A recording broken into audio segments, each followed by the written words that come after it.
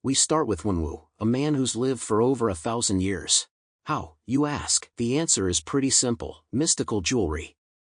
He's got the 10 rings, which aren't your average pieces of bling. These bad boys give him insane power, immortality, and basically the ability to do whatever he wants, like conquering kingdoms and amassing power for centuries.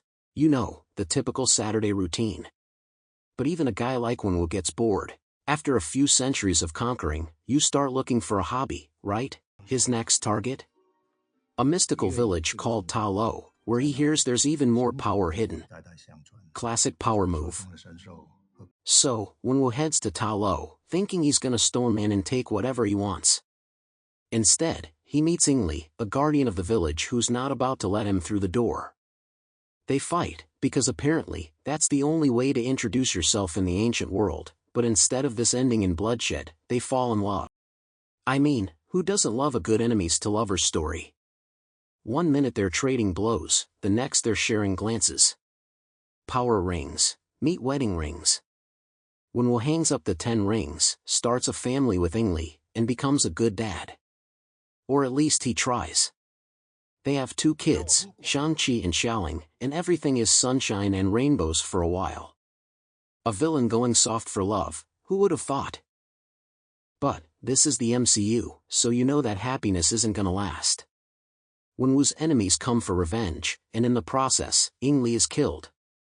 And just like that, Wenwu snaps back to his old ways, like instantly. The 10 rings go back on, and he's out for blood. This guy doesn't deal with grief by talking it out with friends. No, he trains his son Shang-Chi to be an assassin. Because, you know, that's how some dads teach their kids to ride bikes or throw a ball. Wenwu prefers deadly combat.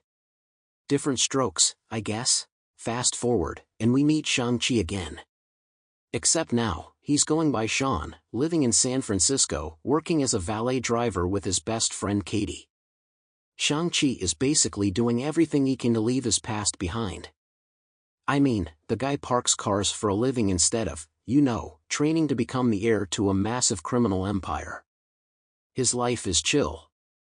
He's got Katie, karaoke nights, and zero interest in going back to the crazy assassin life. But this is a Marvel movie, so, naturally, things don't stay calm for long. While riding the bus with Katie, Shang-Chi gets jumped by a group of assassins led by Razor Fist, yeah, a guy with a blade for an arm. Because every good villain needs a gimmick, right? The fight that follows? Epic. We're talking one of the best action scenes in recent Marvel memory. Shang-Chi just goes off. We've got martial arts, we've got buses careening out of control, and Katie's trying to steer the thing while freaking out. It's pure chaos, and it's brilliant. This fight reminds you why Marvel introducing martial arts was the best decision ever. It's a straight-up Jackie Chan-style action sequence, and I am here for it. After the fight, Shang-Chi realizes this wasn't just a random attack. His sister, Xiaoling, is in danger too. So, he and Katie head to Macau, where Xiaoling's running an underground fight club. Talk about a glow-up, right? She's not the little sister who needs protection anymore, she's a total badass. But family reunions in the Shang-Chi universe? Yeah, they're complicated. Shang-Chi and Xiaoling have some unresolved issues, mainly around the fact that Shang-Chi left her behind. Oops. There's an emotional confrontation brewing, but not before they get dragged into even more chaos. Enter Wenwu again, who pops up like a very intimidating dad who's done with the excuses. He captures Shang-Chi, Xiaoling, and Katie and lays out his plan. He believes their mother Ingli is still alive, trapped in the mystical village of Ta Lo, and he's planning to break into the village to free her. Problem?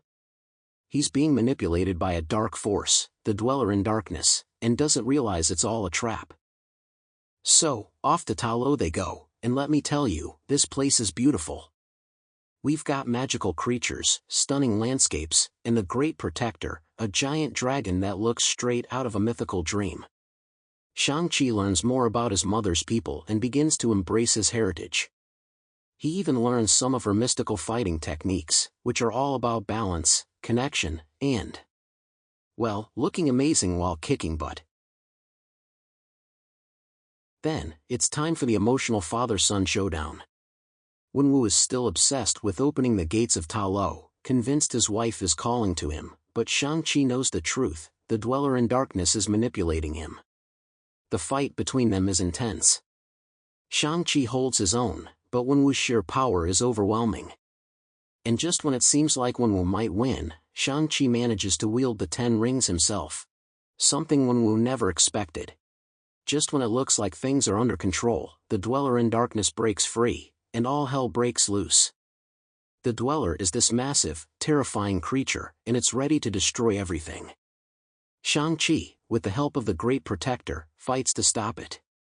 In a final moment of redemption, Wenwu sacrifices himself to save Shang-Chi, passing the 10 rings to him before dying. It's heartbreaking, but also the moment Shang-Chi fully steps into his destiny. And that's Shang-Chi and the Legend of the 10 Rings. A mix of epic martial arts, family drama, and mythical creatures. This is Movie Joe Recap, and let me know which movie you want me to break down next, and don't forget to subscribe if you enjoyed the ride.